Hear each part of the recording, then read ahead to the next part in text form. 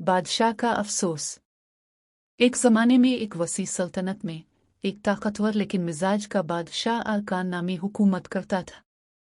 अपनी ताकत और हिकमत के लिए जाना जाता था। वो काबिल एहतराम और खौफज़दा था।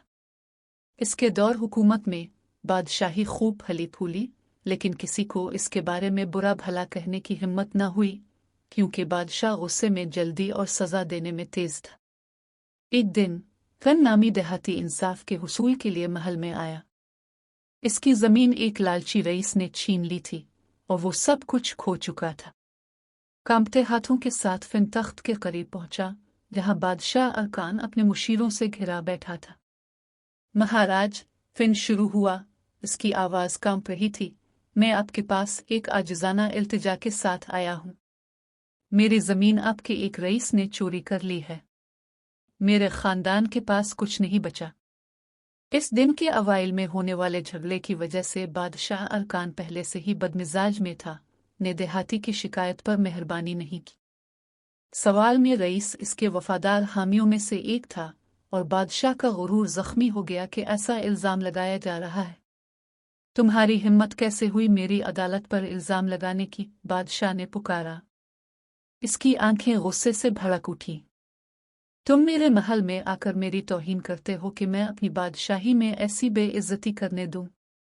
फिन अभी तक घुटने टेक कर समझाने की कोशिश कर रहा था। महाराज, मैं आपसे मुआफ़ी चाहता हूं। मैं सिर्फ सच बोलता हूं और मैं सिर्फ इंसाफ चाहता हूं। लेकिन बादशाह का गुस्सा ठंडा न हो सका। वो अपने तख्त से उठ खड़ा हुआ। उसका चेहरा गुस्से से सुर्ख हो रहा था। तुमने अपने झूठ से मुझे टालने की हिम्मत की, उसने अपनी तलवार खींचते हुए चीखा। अंधे गुस्से के आलम में बादशाह ने गरीब देहाती को मारा, इससे पहले कि कोई मुदाखलत करता। अदालत खामोश हो गई। तशद्दुद के अचानक अमल पर खौफजदा हो गई। बादशाह के मुशीरों ने घबराई हुई नजरें बदलें, बेयकीनी में क्या कहे और क्या करे। जैसे ही देहाती की लाश ठंडे पत्थर के फर्श पर बेजान पड़ी थी, बादशाह को फौरी तौर पर अफसोस का एहसास हुआ। इसके दरबार की खामोशी से कमरा भारी हो गया और उसके अमाल के वज़न में डूबने लगा। अरकान के हाथ कांपने लगे जब उसने इस शख्स की तरफ देखा जिसे इसने गुस्से के आलम में मारा था। बादशाह अपने तख्त पर वापस आ गया, लेकिन वो देहाती के चेहरे की खौफनाक तस्वीर इसकी आंखों में मायूसी और उसकी सच्चाई से बच ना सका। जुर्म इसके दिल पर बहुत बोझल था।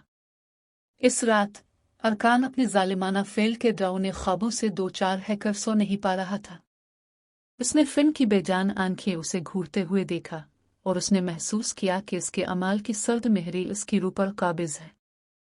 दिन गुजर गए, लेकिन बादशाह अपना पछतावा न झाड़ सका। सल्तनत को जल्द ही इस सानिहे का इल्म हुआ और गांव में वसवसे फैल गए। लोग अपने बादशाह को एक आदिल हुक्मरान के तौर पर नहीं बल्कि एक जालिम के तौर पर देखने लगे। जुर्म में मुब्तला बादशाह अरकान जानता था कि इसके अमाल को कभी रद्द नहीं किया जा सकता, लेकिन इसने अहद किया कि वो अपनी बाकी जिंदगी अपने गुनाह का कफ़ारा अदा करने की कोशिश में गुजारेगा। उसने गरीबों के तहफ़्फ़ुज़ और सब के लिए इंसाफ को यकीनी बनाने के लिए नए क़वानीन बनाए, चाहे वो ज़िंदगी में किसी भी मकाम पर हों। ताहम इससे कोई फ़र्क नहीं पड़ता है कि इसने कितना ही अच्छा किया। इस गांव वाले की याद, जिसको इसने मारा था, इसके मरते दिन तक इसके साथ रहा। उसकी रूह पर एक ऐसा ज़ख्म जो कभी भर नहीं सकता। ये कहानी जल्दबाजी के फ़ैसलों के नताइज और इक़्तिदार में मिजाज की अहमियत की अक्कासी करती है।